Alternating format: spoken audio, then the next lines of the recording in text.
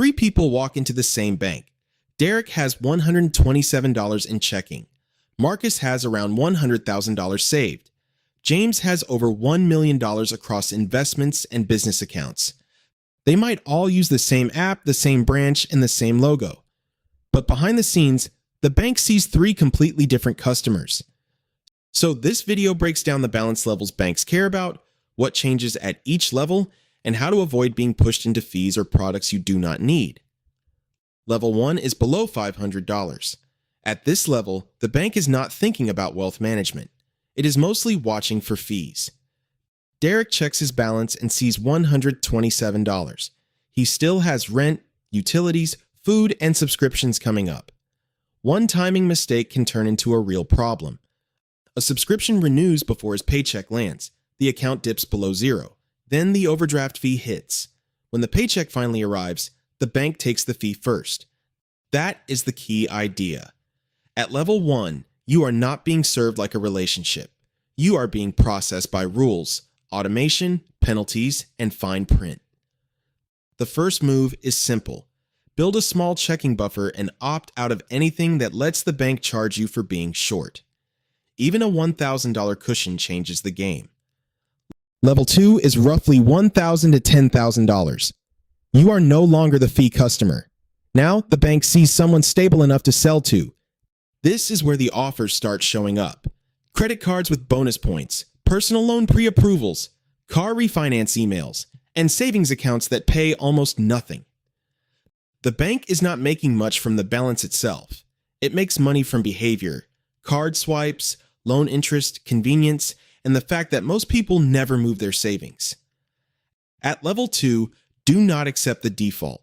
Compare interest rates, read the loan terms, and move idle cash somewhere it actually grows. Level 3 is around $25,000 to $100,000. This is where the bank starts treating you noticeably better.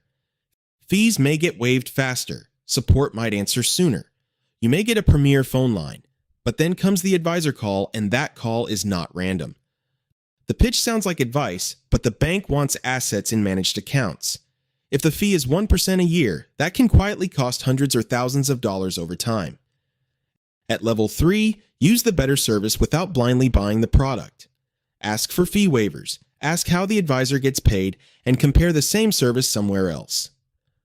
Level 4 is roughly $250,000 to $2 million.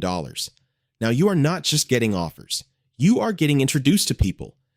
This is where the conversation can include tax strategy, estate planning, portfolio loans, trusts, and real planning. Some of that can be genuinely useful. But the advisor still works inside a business model. The bank makes money when assets stay there, when money is managed there, and when loans are connected to the relationship. At level 4, the question is not whether the service is nice.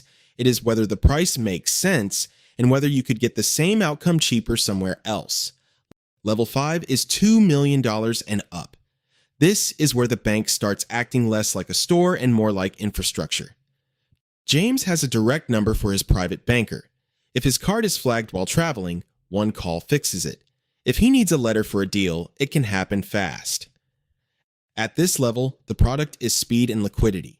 The bank may lend against assets, move faster, and negotiate terms because losing the relationship is expensive. But it is not free money. James still pays interest and fees. He just has more options, more leverage, and more room to negotiate.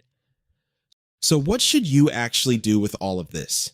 You do not need millions of dollars to use the lesson. First, build a checking buffer.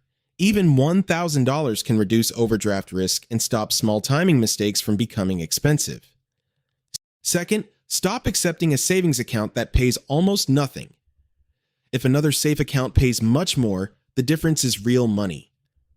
Third, if someone is offering financial advice, ask how they get paid. A helpful conversation can still be attached to an expensive product. Fourth, once you have a meaningful balance, ask for fee waivers. Monthly fees, wire fees, and account fees are often more flexible than people think. Fifth, if you qualify for private banking or wealth services, use the access carefully. The people can be helpful, but they still work for the bank. Here is the rule. The bank is a mirror. The more optionality you have, the more human it becomes. The less you have, the more automatic and punishing it gets. Your job is not to be loyal to the bank. It is to build enough buffer, knowledge, and leverage that the system has to respond to you instead of quietly profiting from you.